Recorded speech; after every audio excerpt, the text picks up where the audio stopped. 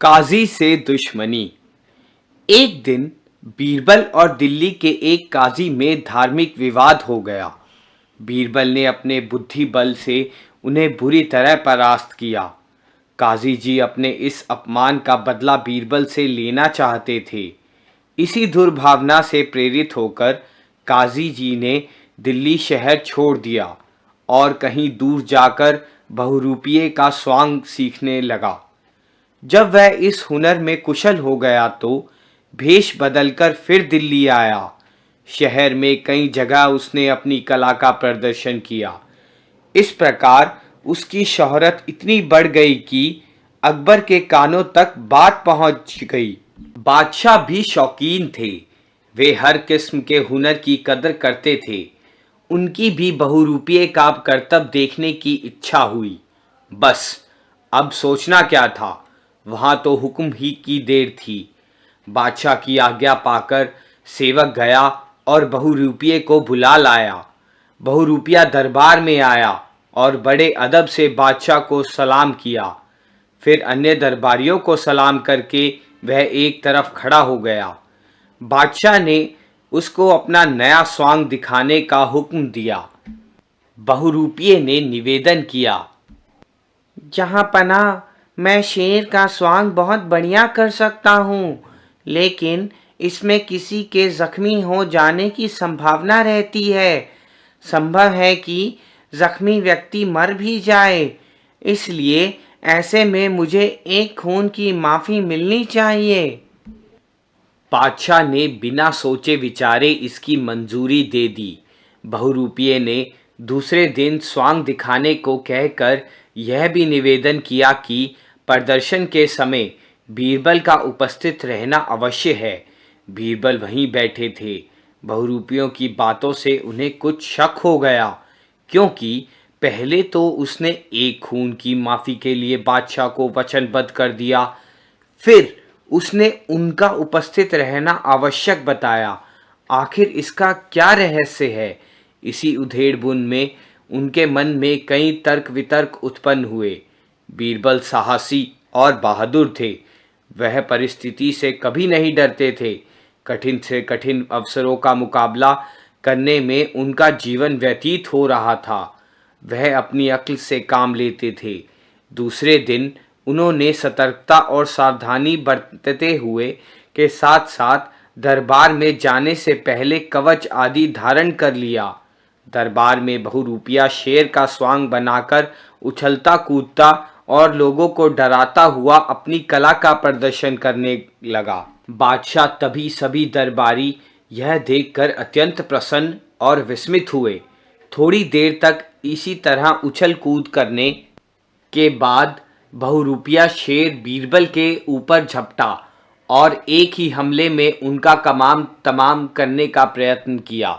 लेकिन शेर के इस आक्रमण से बचकर बीरबल ने किसी गुप्त अस्त्र से उस पर ऐसा प्रहार किया कि उसका सिर चकरा गया। वह बड़ी जोर से पछाड़ खाकर गिर पड़ा, फिर शीघ्र ही संभल कर बैठ गया। बहुरूपिये द्वारा एकाएक बीरबल पर आक्रमण से दरबार में हलचल मच गई और बीरबल की मृत्यु हो जाने की आशंका से बहुत जोर का शोर हुआ। बादशाह भी यह देखकर घबरा गए। उन्होंने सोचा कि बहुरूपिये ने जो एक खून की माफ़ी ली थी और प्रदर्शन के समय बीरबल को उपस्थित रहने को कहा था, उसमें अवश्य कोई गहरा भेद है। बीरबल की जान देने के लिए ऐसी बात कही होगी। बादशाह ने बीरबल को दरबार में आने का खुद ही हुक्म दिया था, इसलिए वह अधिक चिंतित थे।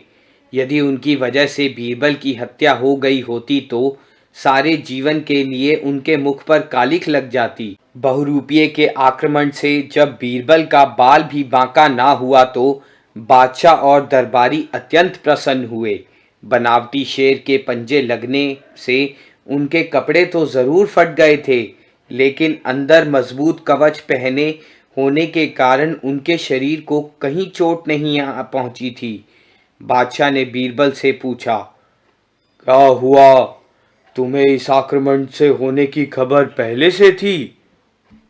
बीरबल ने जवाब दिया, जी हाँ महाजहाँपना, जब बहुरूपिये ने एक खून की माफी का आपसे वचन लिया और मेरा उपस्थित रहना भी उसने आवश्यक बताया तो मैं उसी समय ताड़ गया कि दाल में अवश्य कुछ काला है।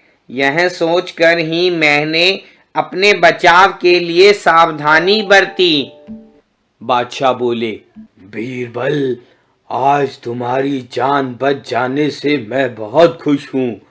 इतनी प्रसन्नता तो मुझे अपने सिंहासन पर बैठने के समय भी नहीं हुई थी। मेरा विचार यह है कि यह दगाबाज बहुरूपिया जो तुम्हारी जान लेना चाहता है, किसी भी समय अवसर पाकर तुम पर आक्रमण कर सकता है। इसलिए मैं चाहता हूँ कि इसको अभी सूली पर चढ़वाकर इसका काम तमाम करवा दूँ, लेकिन ऐसा करने में मेरा यश नहीं होगा। क्या कोई ऐसी तरकीब भी है जिससे सांप भी मर जाए और लाठी भी ना टूटे? जहां पना, यह कौन सी बड़ी बात है, अभी इसका बंदोबस्त हो जाएगा। बीरबल ने सहज भाव से कहा। बादशाह ने पूछा, कैसे? बस देखते जाइए। इतना कहकर उन्होंने बहुरूपिये को संबोधित करते हुए कहा, तुम्हारी कला तो बहुत अच्छी है, जहां पना तुमसे बहुत खुश है। कल तुमको सती का स्वांग करना होगा। यदि इसमें तुम्हें सफलता मिली तो बहुत सा इनाम दिया जाएगा। बादशाह ने पूछा, इसने पहले जो स्वांग किया है उसका क्या इनाम दिया जाना चाहिए? बीरबल ने उत्तर दिया, जहां पना, इसके लिए इसे साल भर के लिए दीवान का पद दिया जाना चाहिए, लेकिन शर्त यह है कि सती का स्वांग दिखाने में सफल हो जाए तब। यदि यह सफल ना हुआ तो इसे फांसी की सजा मिलनी चाहिए। बादशाह तथा अन्य दरबारियों ने बीरबल के इस कथन का समर्थन किया। दीवान की पदवी प्राप्त होने के लोभ में बहुरूपिया फूला ना समाया, लेकिन बीरबल की शर्त से घबरा उठा। अब वह करे तो क्या करे? वह समझ गया कि बीरबल ने बदला लेने के लिए ही ऐसा किया है। वह यह भी जानता था कि सती के स्वांग में जान का जोखिम है। यदि वह ऐसा नहीं कर पाया तो उसे फांसी मिलेगी। लाचार होकर उसने दूसरे दिन सती का स्वांग दिखाने का वायदा कर दिया। इधर बीरबल ने एक कुंड तैयार कराया जिसमें लकड़ी और कोयला जला दिया गया। तत्काल उपचार के लिए चिकित्सकों का भी इंतजाम कर दिया गया। दूसरे दिन निश्चित समय पर सभी दरबारी तथा दर्शकगण एकत्रित हुए। बीरबल के ऊपर आक्रमण करने वाले बहुरूपिये की बादशाह भी प्रतीक्षा कर रहे थे। सभी मन ही मन अत्यंत प्रसन्न हो रहे थे कि आज एक दगाबाज बहुरूपिये को अपनी करनी का फल मिलेगा। बहुरूपिया सती के भेष में उपस्थित हुआ। उसकी वेशभूषा सचमुच बड़ी लुभावनी थी। सती के भेष की स्वाभाविकता का तो क्या ही कहना था, यही उसकी सबसे बड़ी खूबी थी। कुंड को देखते ही वह दहल उठा। उसके मन में तरह तरह की भावनाएं जाग उठी। पहले तो उसने सोचा कि सारा भेद खोल दे, पर वह ऐसा नहीं कर सका। अंततः उसे कुंड में जाकर बैठना ही पड़ा। किसी तरह वह कुछ पल उसमें रहा, लेकिन इतनी ही देर में उसका शरीर झुलस गया। जब बीरबल ने उसकी यह दुर्दशा देखी तो उनका कोमल मन हृदय पिघल गया। यद्यपि वह उनको जानी दुश्मन समझता था, फिर भी उसका दुख उनसे नहीं देखा गया। तत्काल ही उन्होंने सेवकों को आज्ञा देकर उसे कुंड से निकलवा लिया। चारों तरफ बीरबल की वाह वाह होने लगी। बीरबल धन्य है इत्यादि नारों से आकाश मंडल गूंज उठा। बीरबल की उदारता से बहुरूपिये के दिल में उनके प्रति श्रद्धा उत्पन्न हो गई। वह अपने कुकृत्य का पर पछताने लगा। जब बहुरूपिया बिल्कुल स्वस्थ हो गया तो एक दिन भर दरबार में उपस्थित हुआ। अपना पूर्व परिचय देते हुए उसने कहा, मैं वही काजी हूँ जो बीरबल से वाद विवाद में हार गया था। इसी कारण मेरे दिल में बुरी भावनाएं पैदा हो गई थी।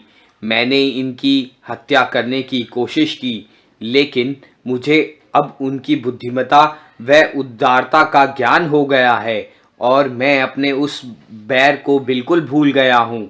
यह कहकर वह बहरूपिया बीरबल के पैरों में पड़ गया और उनसे क्षमा याचना करने लगा।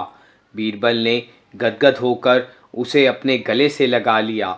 सभी दरबारी यह दृश्य देखकर दंग रह गए। इस तरह बीरबल और काजी का मनमुटाव बिल्कुल दूर हो गया। बादशाह अकबर बीरबल की इस युक्ति से अत्यंत प्रसन्न हुए, क्योंकि उन्होंने अपने दुश्मन को भी अपनी उदारता से अपने वश में कर लिया था।